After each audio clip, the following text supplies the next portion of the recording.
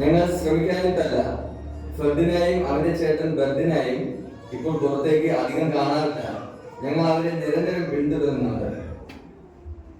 ഞങ്ങളെ ഏൽപ്പിച്ച ദൗത്യം ഞങ്ങൾ കൃത്യമായി പാലിക്കും.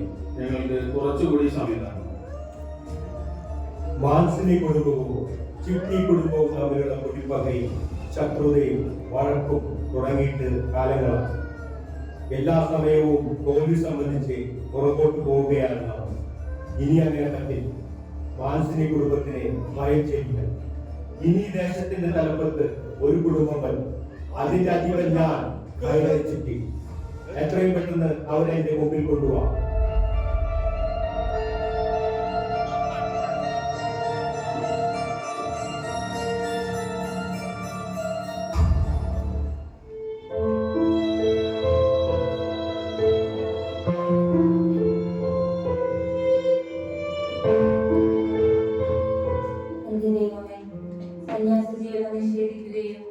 ക്രൂരനായ ഭർത്താവിനെ എനിക്ക് വേണ്ടി തിരഞ്ഞെടുക്കുകയും ചെയ്ത എന്റെ മാതാപിതാക്കളെ ഞാൻ ഒരിക്കലും കുറ്റപ്പെടുത്തിയിട്ടില്ല.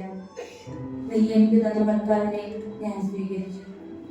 പക്ഷേ മദ്യത്തിന് അടിമയായ ഭർത്താവിന്റെ ശാരീരിക പീഡനത്തിന് നിന്ന് കൊടുക്കാനല്ലാതെ എനിക്ക് മറ്റൊരു വഴിയും ഇല്ലല്ലോ. ഞാനിത് ദുഃഖിക്കുന്നില്ല, കാരണം ഞാൻ എന്നെ വിശ്വസിക്കുന്നു. നല്ലവനായ ദൈവമേ, എന്റെ ജീവിതത്തിലെ സഹനങ്ങൾ സന്തോഷത്തോടെ സ്വീകരിക്കാനുള്ള കൃപ എനിക്ക് തരണമേ. എന്റെ ഭർത്താവിനെ മാനസാന്തരപ്പെടുത്തണമേ ദൈവമേ.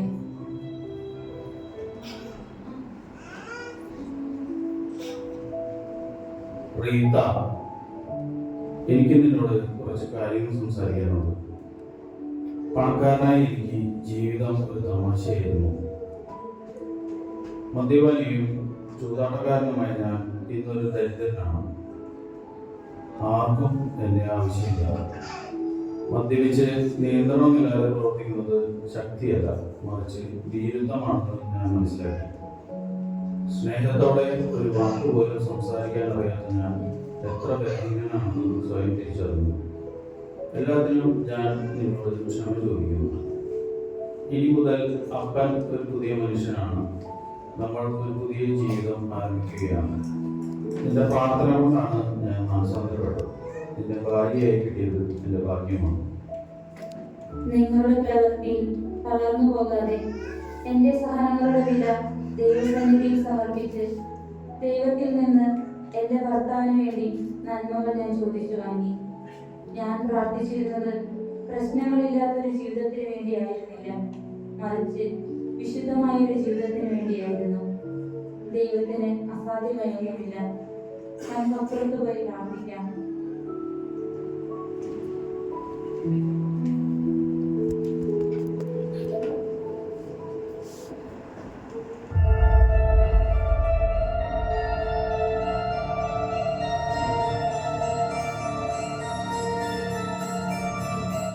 മാനസിക കുടുംബത്തിലെ തലവൻ ഫ്രെഡിനായിക്കും ചേട്ടൻ ബെർഡിനായിക്കും ചിറ്റി കുടുംബത്തിലേക്ക് സ്വാഗതം.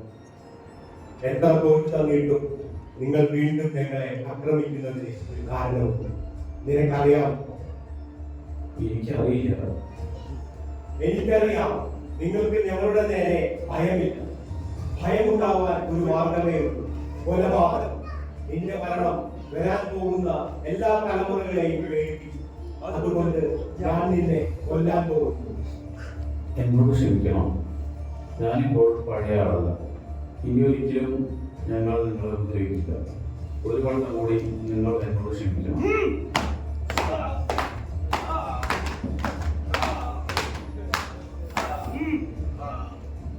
ഞാൻ തീരുമാനിച്ചു കഴിഞ്ഞു. നിന്റെ ചേട്ടനെ ഞാൻ കൊല്ലും. നിന്റെ മരണം അവൻ കാണണം. ചിട്ടി കുടുംബത്തിന് നേരെ ഒരു ചെറുവിരൽ പോലും വരക്കാൻ പറ്റാതെ അവൻ ഇവിടെ ജീവിക്കണം.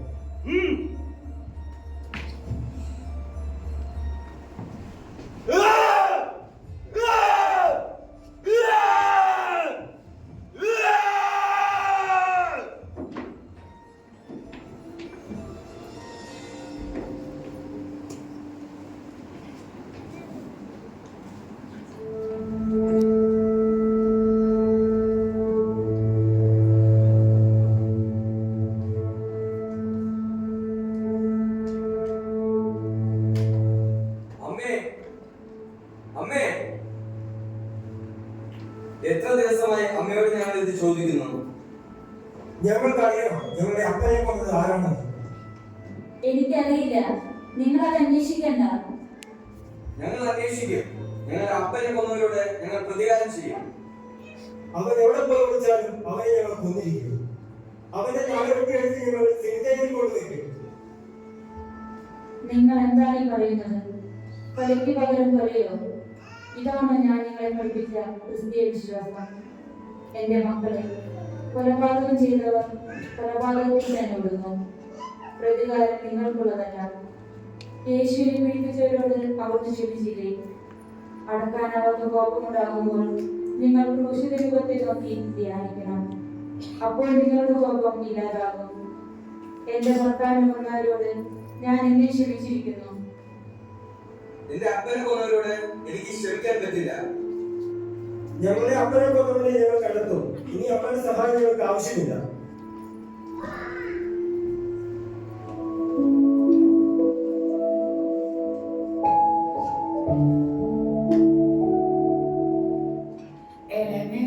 ചേട്ടന്മാര് നല്ല ദേഷ്യത്തിലാണെന്ന് തോന്നുന്നു.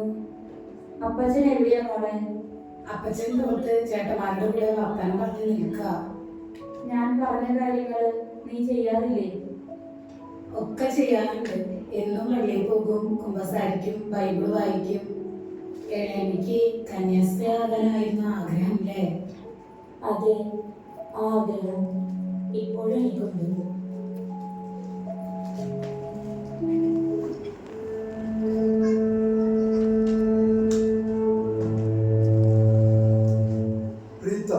എനിക്ക് അവരോട് നുണ പറയാൻ പറ്റിയില്ല. അവരുടെ അപ്പനെ കൊലപ്പെടുത്തിയ ആളുടെ പേര് ഞാൻ പറഞ്ഞു കൊടുത്തു. ഷിക്കി കുടുംബത്തിലെ ഗേറെ, അവനാണ് ആ കൊടും ക്രൂരത ചെയ്തത്. അവനെ ഞങ്ങൾ കൊല്ലും. വലിയപ്പൻ ഞങ്ങൾ കൂടെ വാ.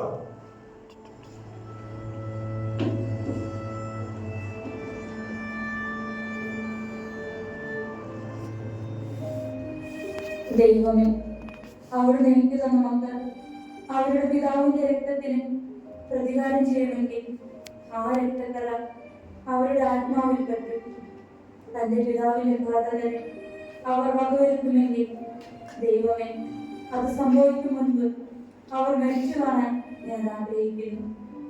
ഒരമ്മയും സ്വന്തം മക്കളുടെ മരണം കാണാൻ ആഗ്രഹിക്കുന്നു. പക്ഷേ ഞാൻ ആഗ്രഹിക്കുന്നു, കാരണം എന്റെ മക്കൾ സ്വർഗത്തിൽ എത്തിപ്പെടണമെന്ന് എനിക്ക് നിർബന്ധമുണ്ട്.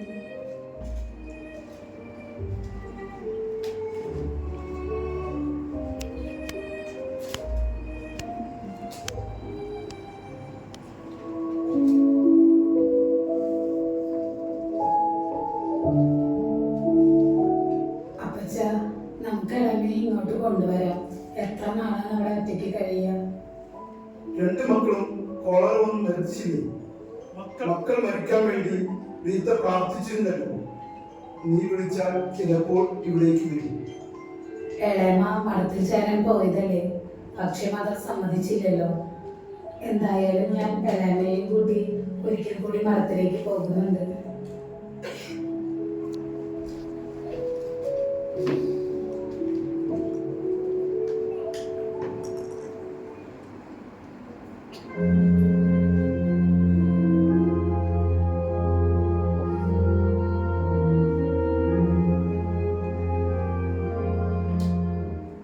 നിങ്ങളോട് എത്ര തവണ ഞാൻ പറഞ്ഞു മഠത്തിലെടുക്കാൻ പറ്റില്ലെന്ന്.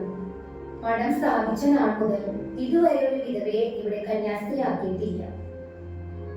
എന്നെ ഇവിടുത്തെ ഒരു ജോലിക്കാരിയായെങ്കിലും എടുത്താലും എന്നെ ഒഴിവാക്കരുത്. റീത്തയ്ക്ക് എന്താ കാര്യങ്ങൾ പറഞ്ഞാൽ മനസ്സിലാകാത്തത്? ഈ ഒരു കാര്യം പറഞ്ഞ് ഇനി ഇവിടെ വരരുത്. നിങ്ങൾക്ക് പോകാം.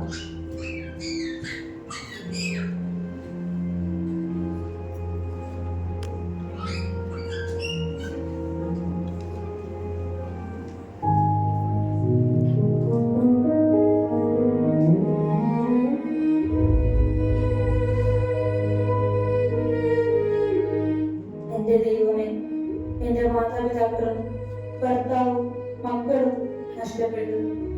മാതാപിതാക്കളുടെ ആഗ്രഹപ്രകാരം ഞാൻ ഉപേക്ഷിച്ച സന്യാസ ജീവിതത്തിലേക്ക് എനിക്ക് പോകണം. എന്റെ അവസാനത്തെ ആഗ്രഹം അത് മാത്രമാണ്. പക്ഷേ അവിടേക്ക് എത്തിപ്പെടാനുള്ള എന്റെ എല്ലാ വഴികളും അടഞ്ഞിരിക്കുകയാണ്. ദൈവമേ, എനിക്ക് അസാധ്യമായി ഒന്നുമില്ലല്ലോ. എന്റെ പ്രാർത്ഥന കേൾക്കണമേ.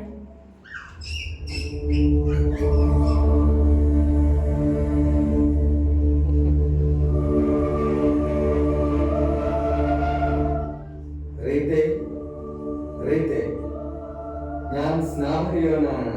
നിന്റെ പ്രാർത്ഥനയ്ക്ക് ദൈവം ഉത്തരം നൽകിയിരിക്കുന്നു. ഞാൻ വിശുദ്ധ അഗസ്റ്റിൻ, കർത്താവിന്റെ മണവാട്ടിയായി നിന്റെ സന്യാസ ഭവനത്തിലേക്ക് ദൈവം തെരഞ്ഞെടുത്തിരിക്കുന്നു. ഞാൻ വിശുദ്ധ നിക്കോളാസ്, മഠത്തിലേക്ക് ഞങ്ങൾ നിന്നെ കൊണ്ടുപോകും. ഞങ്ങളെ അനുഗമിക്കുക.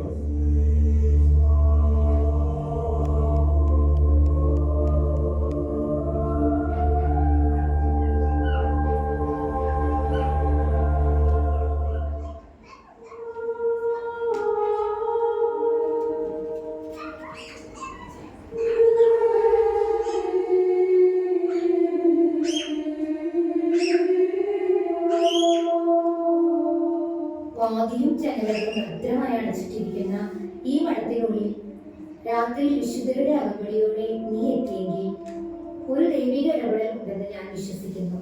നിന്നെ ഞങ്ങളിൽ ഒരുവളായി സ്വീകരിക്കുന്നു.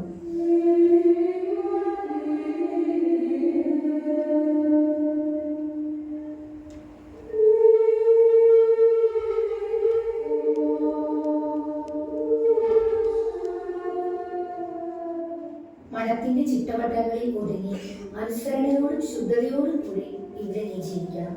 അനുസരണം ഒരു ബലിയാണ്. അധികാരികൾ അനുസരിക്കുന്നവർക്ക് ഹൃദയഭാരം കുറഞ്ഞിരിക്കും.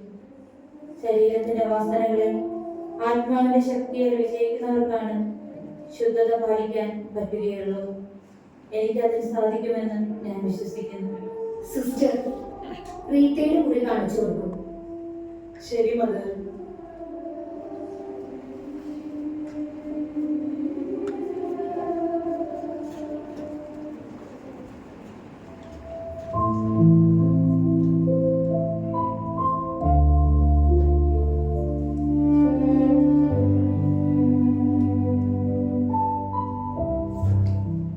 സിസ്റ്ററെ, റീത്തയുടെ അവസ്ഥയ്ക്ക് വല്ല മാറ്റമുണ്ടോ? വലിയ മാറ്റമൊന്നുമില്ല മദർ. ആ നെറ്റിയിലെ മുറിവ് ഇതുവരെ ഉണങ്ങിയിട്ടില്ല. മുറിവിൽ നിന്ന് പുറപ്പെടുന്ന ദുർഗന്ധം അസഹനീയമാണ്. ആരും റീത്തയുടെ അടുത്തേക്ക് പോകുന്നില്ല. അവർ ഒരു മുറിയിൽ തനിച്ചാണ്. ക്ഷയരോഗവും നെറ്റിയിലെ ഉണങ്ങാത്ത മുറിവും വല്ലാത്തൊരവസ്ഥയിലൂടെയാണ് റീത്ത കടന്നു പോകുന്നത്. ഈ കുട്ടിക്ക് എന്തോ സാധനങ്ങൾ റീത്തയ്ക്ക് കൊടുക്കാനുണ്ടെന്ന്.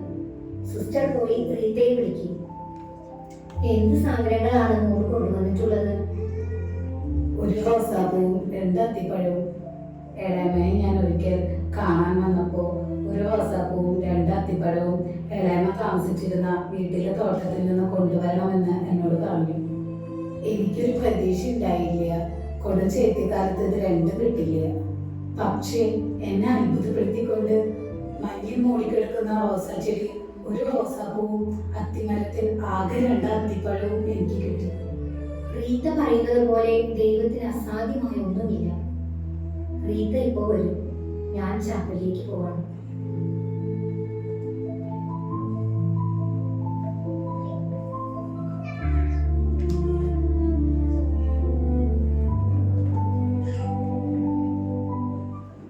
എന്താ മോളെ വന്നത്? ഇളയമ പറഞ്ഞ റോസാപ്പൂ അത്തിപ്പഴവും എനിക്ക് കിട്ടി. എന്റെ ഭർത്താവും മക്കളും ആത്മരക്ഷ നേടി സ്വർഗഭാഗ്യം സ്വന്തമാക്കി എന്നതിന്റെ തെളിവാണിത്. ഇത് സ്വർഗത്തിന്റെ സമ്മാനമാണ്. ഞാൻ മരണത്തോടടുത്തുകൊണ്ടിരിക്കുകയാണ്. നെറ്റിയിലെ മുറിവ് കാരണം ഇളയമ ഒരുപാട് വേദന അനുഭവിക്കുന്നുണ്ടല്ലേ? ഞാൻ അനുഭവിക്കുന്നത് സന്തോഷമാണ്. യേശു അനുഭവിച്ച വേദനയുടെ ഒരു പങ്ക് എനിക്ക് കിട്ടണമെന്ന് ഞാൻ ആഗ്രഹിച്ചു. യേശുവിന്റെ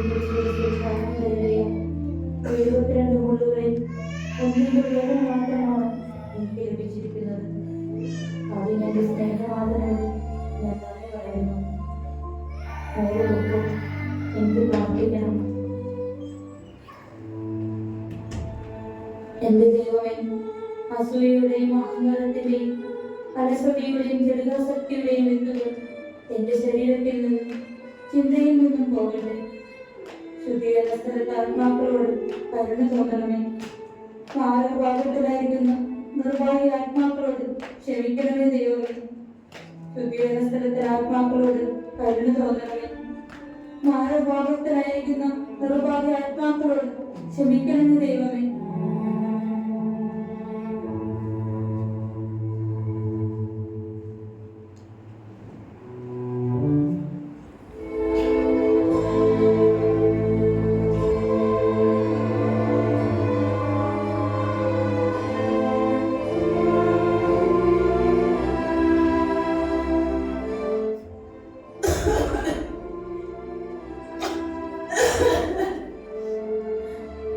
വിവാഹിതയും വിധവയും അനാഥയും കന്യാസ്ത്രീയുമായ നിന്റെ ജീവിതം അവസാനിക്കാൻ പോവുകയാണ്.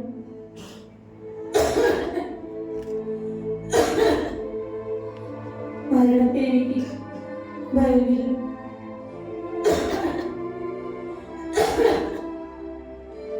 മരണമെന്നത് ലോകത്തിന് നേരെ കണ്ണുകളടക്കുകയും ദൈവത്തിന് നേരെ തുറക്കുന്നതുമാണ്.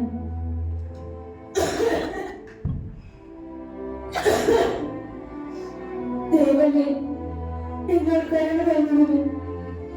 എന്റെ പാപങ്ങൾ ക്ഷമിച്ച് എന്റെ നിത്യജീവിതത്തിലേക്ക് പ്രവേശിപ്പിക്കണമേ.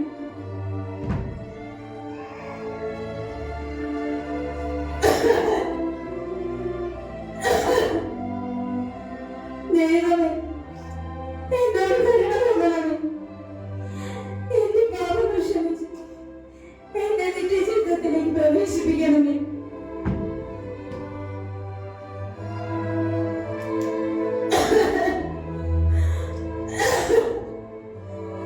ദൈവമേ, എന്നോട് കരുണ തോന്നണമേ.